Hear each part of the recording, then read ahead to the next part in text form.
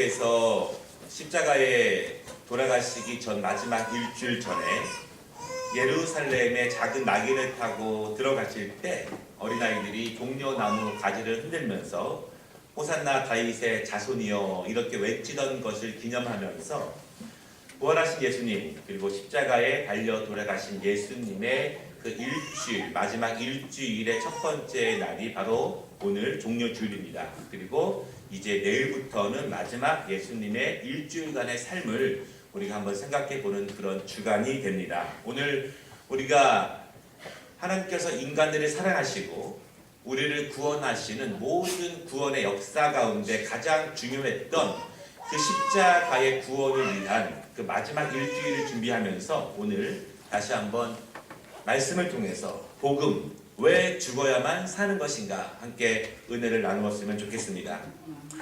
사람마다 각각 다르지만 각각 자기가 정말 좋아하고 보고 싶고 따르고 싶은 그런 스타들이 있습니다. 과학을 하는 사람들은요, 열흘 전에 돌아가신 스티븐 호킹 박사를 자신만의 스타로 생각하는 사람도 많다고 합니다. 어떤 분들은 드라마 속의 주인공을 스타로 생각하면서 담고 흉내냅니다. 젊은 학생들은 아이돌 가수를 좋아하기도 하고요, 운동선수들을 좋아하기도 합니다. TV를 보니까 많은 외국 사람들이 한국의 영화배우들과 가수들, 탤런트들을 보기 위해서 우리나라에 많이 방문합니다. 그리고 혹시라도 한 번이라도 볼 수 있을까라고 하는 마음으로 이곳저곳을 이렇게 다닌다고 합니다. 예수님께서 가끔 이방 지역을 다니면서 이방인들에게도 외국인들에게도 복음을 전하셨습니다. 여러분, 복음에는 국경이 없습니다. 당시의 유대인들은요, 이방 사람들을 멸시했고 이방 사람들은 하나님의 자녀가 될 수 없다 그렇게 믿었지만 예수님께서는 이방인들 지역에도 찾아가셔서 그들에게 복음을 전해주셨습니다. 그래서 예수님을 직접 만나서 그 말씀을 듣고 복음을 듣고 하나님의 자녀가 된 사람들도 있고요. 그리고 예수님을 만난 사람들의 또한 그 말을 듣고서 복음을 들은 사람들도 있습니다. 그런데 그 중에 외국 사람 몇 명이 오늘 예수님이 계신 예루살렘에 찾아오게 됩니다. 그림을 잠깐 내려주시겠습니까? 계속 저 그림을 보니까 저를 안 보고 저 그림만 보는 것 같아요. 예. 여러분, 지금도 우리 뉴스를 보면은요, 이슬람 교회 그러한 중요한 날이 되면은 세계 수많은 이슬람교 사람들이 그 자신들의 성지를 향해서 수백만 명들이 모이게 되지요. 마찬가지로 이방인 그리스도인들이 어떠한 특별한 절기가 되면은 예루살렘을 찾아와서 그 성전에서 똑같이 제사를 드리면서 그들이 들었던 그 복음이 시작된 그곳에서 함께 제사를 드리고 함께 또한 말씀을 듣기를 사모하는 외국인들이 많이 있습니다. 오늘 본문에 보니까 그 중에 몇 명 이방인, 외국인, 그리스도인들이요, 겸손하게 예수님의 제자였던 빌립에게 청혼을 합니다. 그래서 혹시 예수님을 볼 수 있을까 이렇게 요청을 하고요. 빌립은 안드레를 통해서 이방인 그리스도인들을 예수님께로 인도합니다. 그 이방인들은 꿈에도 그리던 예수님을 직접 뵐 수 있는 기회를 얻었습니다. 그리고 그토록 직접 듣고 싶어 했던 예수님의 말씀을 직접 들을 수 있는 은혜와 감격을 누리게 되었고요. 그들은 예수님을 만나면 단 한마디도 놓치지 말아야지 그러한 마음으로 예수님을 만나게 됩니다. 여러분, 그들이 어떤 마음을 가지고 예수님의 말씀을 들었을까요? 아마도 오늘 들려주는 그 예수님의 말씀, 그것이 정말 그 인생 가운데 가장 중요한 날일 수도 있고 다시는 예수님의 직접적인 말을 또 들을 기회가 없을 수 있기 때문에 마음을 다하고 힘을 다하고 예수님을 주목하여서 예수님의 입에서 떨어지는 그 말씀을 마음에 간직하려고 노력을 했을 거예요. 그리고 예수님이 어떠한 말씀을 하시든 간에 내가 그 말씀을 받아서 내가 사는 그 지역에 가서 그곳에서는 예수를 믿기에 어려운 그런 문화적인 환경이지만 내가 거기서도 오늘 주시는 예수님의 말씀을 간직하고 살아야지, 그리고 그 말씀을 다른 사람들에게도 전해야지, 이런 마음을 가지고 오늘 예수님의 말씀을 듣기를 원했습니다. 바라기는 여러분, 오늘 우리가 오늘 이방인 그리스도인들이 예수님의 말씀을 듣기로 사모한 것처럼 오늘도 우리가 그러한 마음으로 하나님이 우리에게 주시는 말씀을 사모하시기를 바랍니다. 말씀을 두 가지로 나눌 것인데요. 첫 번째로 죽는 것이 복음의 핵심인가 아니면 사는 것이 복음의 핵심인가. 한 번만이라도 만나 뵈었으면 하는 마음으로 예수님 앞에 이 이방인 그리스도인들이 섰습니다. 여러분, 그들은 어떤 마음을 듣고 싶어 했을까요? 그토록 사랑하는 예수님께서 어떠한 말씀을 그들에게 들려주시기를 원했을까요? 예수님께서 처음 만난 이방인 초보 초신자 그리스도인들에게 오늘 말씀을 하고 있는데, 예수님은 그들에게 어떻게 하면 너희가 행복하게 살 수 있느냐 이것을 말씀하지 않으셨습니다. 어떻게 하면 너희가 풍성하게 살 수 있느냐, 어떻게 하면 너희가 강건하게 살 수 있느냐 이것을 말씀하시지 않았다는 말씀입니다. 어떻게 하면 하나님이 너희를 지켜주실 것이고, 어떻게 하면 하나님께서 우리의 인생 가운데 개입해 주셔서 우리의 뜻하는 대로 우리를 도와주실 것이다, 그 길을 열어주실 것이다, 하나님이 너희와 함께 하실 것이다, 이렇게 예수님이 말씀하지 않으셨습니다. 오늘 이방인 그리스도인들에게 평생에 단 한 번, 지금밖에 잠깐밖에 들려줄 수 없는 그 시간에 예수님은요, 기독교의 핵심 진리를 짧은 시간 그들에게 말씀하십니다. 그것이 24절의 말씀입니다. 내가 진실로 진실로 너희에게 이르노니 한 알의 밀이 땅에 떨어져 죽지 아니하면 한 알 그대로 있고 죽으면 많은 열매를 맺느니라. 우리는 왜 예수님을 믿고 예수님을 따릅니까? 왜 우리는 예수를 따르기로 작정하면서 왜 그리스도인이 되었습니까? 우리가 살기 위해서 그분을 따르나요? 아니면 죽기 위해서 그분을 따르나요? 대부분의 많은 사람들은요, 살기 위해서 예수님을 따른다고 말을 합니다. 더 강건하게 살기 위해서, 더 행복하게 살기 위해서 주님을 따른다고 이렇게 이야기합니다. 그래서 예수님을 믿는 이유들을 조사해 보면 많은 사람들이 마음의 평안을 얻기 위해서, 힘든 생활을 극복하기 위해서, 신의 도움을 받아서 조금 더 행복하고 나아진 삶을 살기 위해서, 병을 고치기 위해서, 이런 이유들이 굉장히 많습니다. 그런데 예수님께서 이 외국에서 온 이방인들, 초신자 그리스도인들에게 강건하라, 행복하라, 내가 너를 도와줄 것이다, 이렇게 말씀하신 것이 아니라 주님의 말씀은 죽으라, 이렇게 말씀하신 것입니다. 살고 싶으면, 너희가 진정으로 살고 싶으면 죽어야 한다. 너희가 진정으로 죽을 때 진정으로 부활할 수 있다, 이렇게 말씀하셨습니다. 여러분 믿으십니까? 여러분, 기독교의 핵심 진리가 무엇일까요? 우리가 오랫동안 예수님을 섬기고 있습니다. 오랫동안 말씀을 듣고 있고 하나님을 따르고 있는데, 그렇다고 우리가 기독교의 핵심 진리가 무엇인지는 바로 알아야 합니다. 어떤 분들은 잘못 알고 있는 분들이 있습니다. 예수를 믿으면 강건해질 것이다, 예수를 믿으면 행복해질 것이다, 예수를 믿으면 내 직장일이 잘 풀릴 것이다, 예수를 믿으면 내가 병든 것이 고쳐지고 내 자녀들이 잘 될 것이다, 이렇게 묻는 분들도 있고, 또 오늘 24절의 말씀처럼 그 말씀을 붙잡고 살아가는 사람도 있습니다.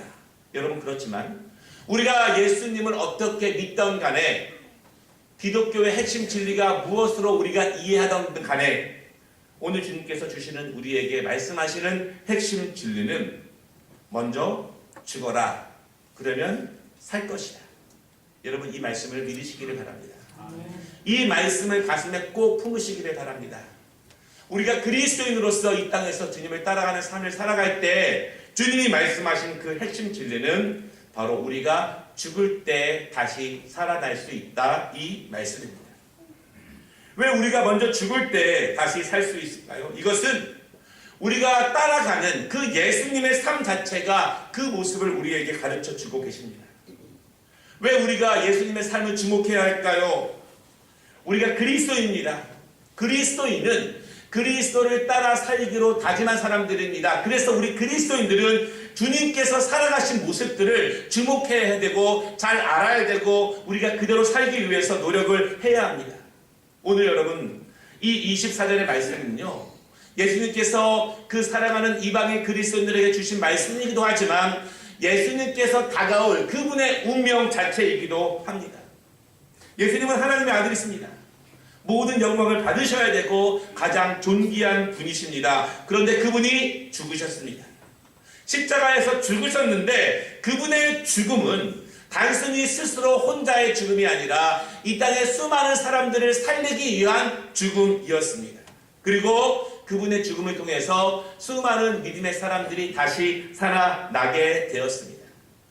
그분이 죽으시고 다시 부활하셨듯이 우리도 그분에 따라 살고 그분처럼 생각하고 그분처럼 그 길을 나아갈 때, 내가 죽을 때 수많은 사람들이 살아날 수 있고 주님이 부활하신 것처럼 나도 죽어야 부활함을 믿는 것이 여러분 주님께서 우리에게 보여주신 핵심의 진리이고 우리가 걸어가야 할 삶이라는 것을 여러분 믿으시기를 바랍니다.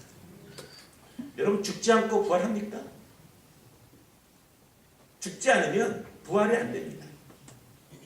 죽어야만 부활을 합니다. 그러나 우리는 죽지 않으려고 몸부림을 칠 때가 많이 있습니다. 성경은 온통 죽었다가 살아난 사람들의 이야기 투성입니다. 이삭은 모리아산에서 아버지 아브라함의 손에 완전히 죽게 되었습니다. 그는 제물로 바쳐졌고요.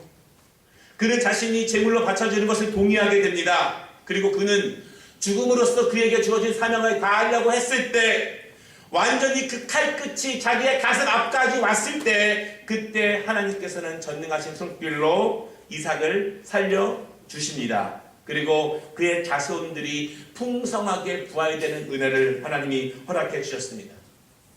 요셉은 형들에 의해서 깊은 구덩이 속에 빠졌습니다. 스스로는 그 구덩이 안에서 나올 수가 없습니다. 완전히 죽은 것과 다름없습니다. 그러나 하나님은 그를 이방 사람을 통해서 그를 다시 건져주셨고 건져낸 요셉을 통해서 다시 이스라엘 백성들이 부활하고 살아나고 풍성해지는 은혜를 얻게 되었습니다. 우리가 지난주 오후에 말씀을 드렸죠. 이스라엘 백성들은 홍해 앞에 섰습니다. 그리고 그는 죽음의 상징인 바다 가장 깊숙한 곳으로 들어갔습니다. 죽은 것입니다. 바다에 들어간다는 것은 주님의 말씀 따라 내가 죽겠습니다. 그 의미입니다. 그때 하나님께서 바다를 가르시고 열어서 이스라엘 백성들을 꺼내주셨습니다. 부활했습니다. 하나님은 그 믿음의 사람들만 지켜주셨습니다. 왜냐하면 애굽 사람들은 그 바다에 빠져서 모두 다 죽었습니다. 다니엘은 사자굴에 들어갔습니다. 다니엘의 세 친구는 뜨거운 풀무불 속에 들어갔습니다.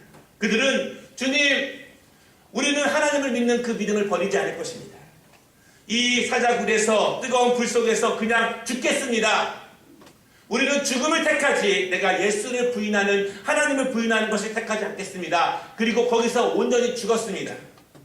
죽기를 다짐하고 그 죽음의 속으로 들어갔을 때 하나님은 그들을 죽이려고 덤벼드는 사람들의 눈앞에서 그들을 건지셨고 그들을 살리셨고 그들을 부활시키셨고 그들을 들어주셨습니다. 여러분, 성경에 있는 온통 죽었다가 살아난 사람들은요, 살 것을 믿고 간 것이 아니라 거기서 믿음으로 죽은 것입니다. 주님을 온전히 의지하기 위해서 주님의 뜻이라면 이 세상 사람들이 모른다 해도 주님의 뜻이라면 다른 사람들이 이해하지 못한다 할지라도 나는 나에게 주어진 그 죽음의 길에 가리라. 내가 죽었을 때 하나님은 그들을 다시 살리셨습니다. 여러분, 기독교의 핵심 진리를 꼭 기억하시기를 바랍니다. 죽어야 산다. 죽어야 부활한다. 예수님은 이 핵심 진리를 오늘 처음 만나서 예수님의 말씀을 듣기로 사모하는 이방인 초보 그리스도인들에게 그 말씀을 전해 주셨습니다. 우리가 사순절을 맞이하고 그리고 고난주간을 시작하면서 오늘 이 말씀을 하나님이 나에게, 우리 가정에게, 우리 교회에게 주시는 말씀으로 받으시기를 바랍니다. 두 번째는요, 오늘 나는 무엇을 죽이고 나는 무엇을 살릴 것인가? 어떤 초신자가 저에게 이렇게 물어봤습니다. 목사님, 그러면 기독교의 복음은 우리가 죽음 이후에만 혜택을 받을 수 있는 것인가요? 다시 말하면 왜 살았을 때는 하나님이 우리를 도와주시지 않고 죽은 다음에만 우리를 도와주셔서 우리를 천국으로 인도해 주신다고 말씀하시나요? 더 쉽게 말하면 지금도 나는 주님의 은혜가 필요한데, 지금도 나는 살고 싶은데, 지금도 나는 부활하고 싶은데 꼭 우리가 죽은 이후에만 하나님이 우리를 도와주십니까? 이런 질문입니다. 여러분, 중요한 것은요, 예수님의 복음은 우리의 현재 삶에도 직접적으로 개입하신다는 것을 여러분 믿으시기를 바랍니다. 예수님께서는 천국 복음을 증거하셨지만 동시에 수많은 병자들을 고치시고 살리셨습니다. 귀신을 쫓아내셨습니다. 하나님께서는 이방인들을 먹이셨고 인도하셨고 고치셨고 그들을 위해 대신 싸우셨고 이방 민족들을 하나님의 백성들을 도와주셨습니다. 요즘 제가 제일 많이 기도하는 것이 무엇이냐면, 하나님, 특별한 신유의 은사를 좀 주셔서 손대고 안수하고 기도하면은 고침받는 은혜를 허락하여 주시옵소서. 이런 기도를 합니다. 우리 성도들 가운데에서 정말 육체적인 연약한 분들이 많고 하나님의 은혜를 간곡히 사모하는 분들이 많아서 주여 우리의 삶에 개입해 주셔서 주님의 고치심과 치유하심과 풍성함과 강건함이 먼저 우리에게 우리의 삶 가운데에서 임할 수 있도록 기도를 합니다.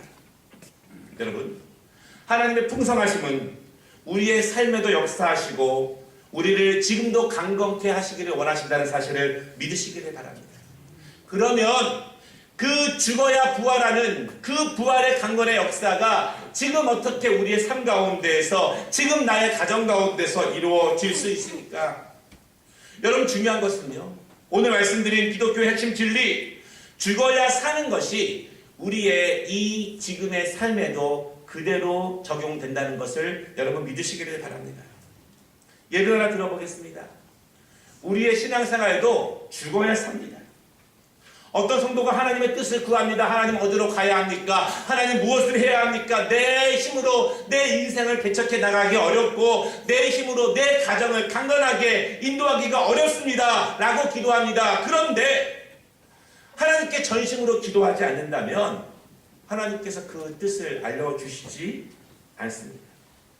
하나님의 은혜를 구하고 하나님의 인도하심을 구하는 성도가 하나님 앞에 전심으로 예배하지 않고 예배에 집중해서 최선을 다하지 않고 하나님의 은혜를 얻기가 쉽지 않다는 말입니다.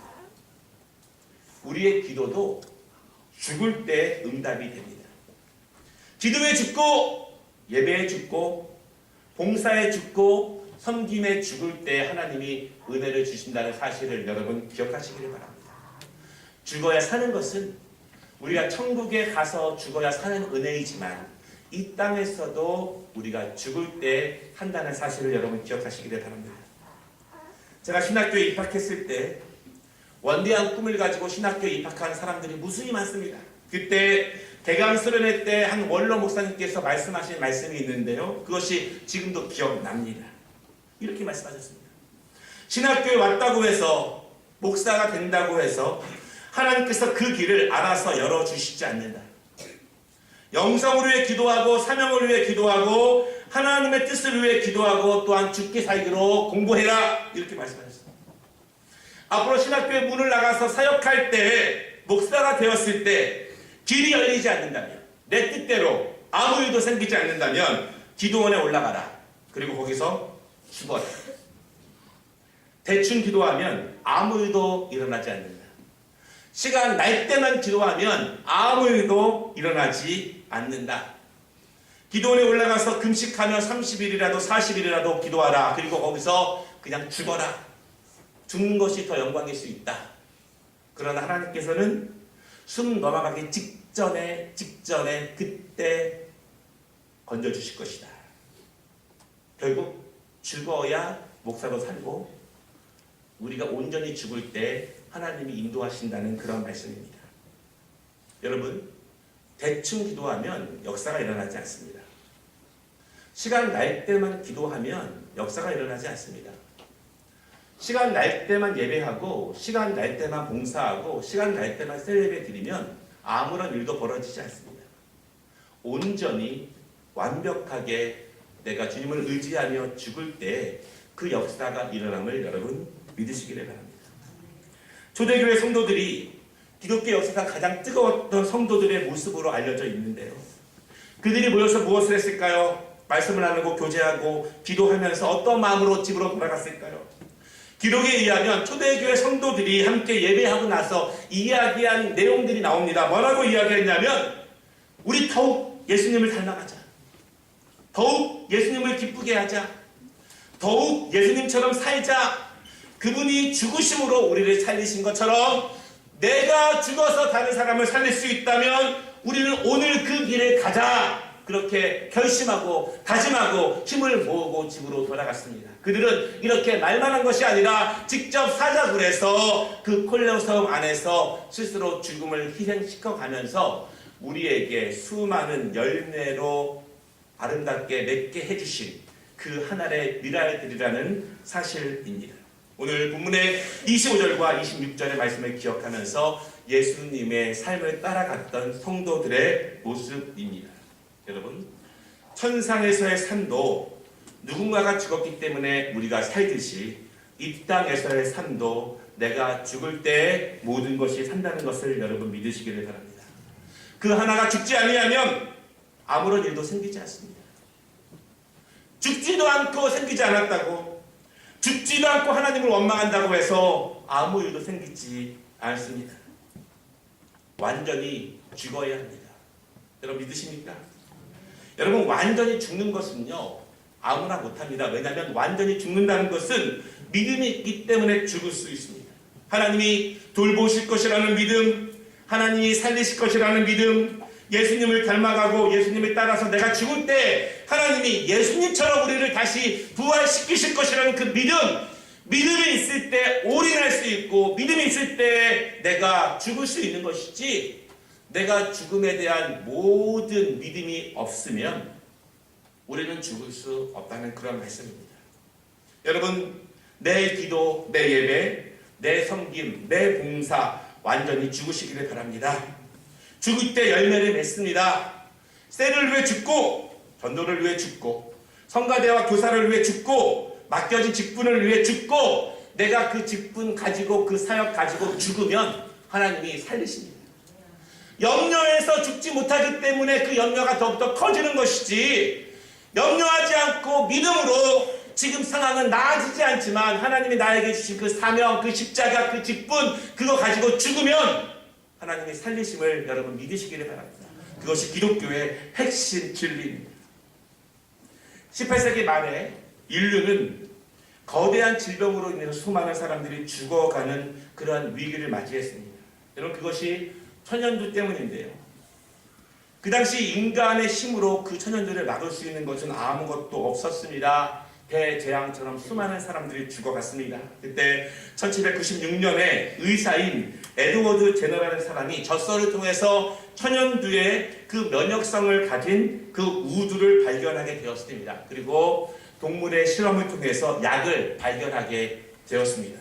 그런데 의사들이 그것을 공인해주지 않는 거예요. 그래서 약을 발견했지만 사람들에게 주사할 수 없었습니다. 왜 그러냐면 동물들로부터 얻어진 것을 사람에게 사용할 수 없다, 그렇게 이야기했습니다. 그래서 이 에드워드가 한 사람을 구해서 그 사람에게 치료를 해서 주사해서 치료되었지만 그래도 의학계는 인정하지 않습니다.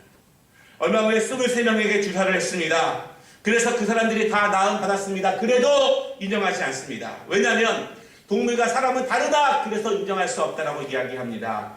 이 의사가 마지막에 고심 끝에 어떻게 결정을 하냐면 태어난 지 열흘밖에 안 된 자기 아들에게 그 주사를 합니다.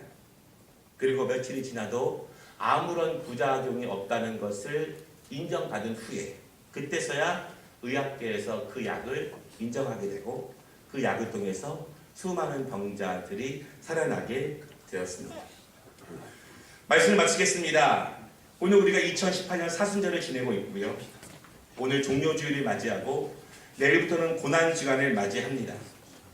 예수님께서 가르치시는 핵심 진리는 죽어야 살고 죽어야 부활합니다. 하나가 죽으면 많은 열매를 맺습니다. 여러분 이 진리는 변하지 않습니다. 결국 내가 죽어야 열매를 맺고 하나님의 일을 위해서 내가 그 십자가를 져야지만 부활의 영광이 있다고 말씀하십니다.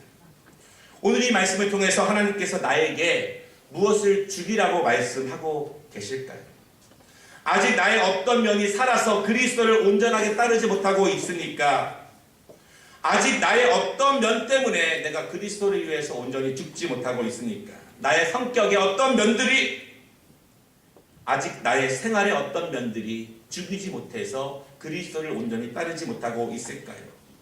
여러분, 그것이 있다면 오늘 이 말씀이 하나님께서 우리에게 죽이라고 주시는 말씀이라고 믿으시기를 바랍니다. 죽지 않고 사는 것은 아무것도 없습니다. 우리의 육체도 죽어야 부활하고 우리의 삶도 죽어야 부활합니다. 오늘 26절 말씀, 주님이 이렇게 말씀하십니다. 사람이 나를 섬기려면 나를 따르라. 나 있는 곳에 나를 섬기는 자도 거기 있으리니 사람이 나를 섬기면 내 아버지께서 그를 귀히 여기시리라. 아멘. 우리가 믿음으로 죽을 때 하나님이 우리를 귀하게 여겨주십니다. 바라기는 여러분, 이 고난주간을 준비하면서 우리의 구주 되신, 나의 주님 되신 예수 그리스도가 가신 길을 다시 한번 생각해 보며 우리가 몸부림치며 그 길 함께 걸어가는 이 한 주간 되시기를 주님의 이름으로 축원합니다. 기도하겠습니다. 십자가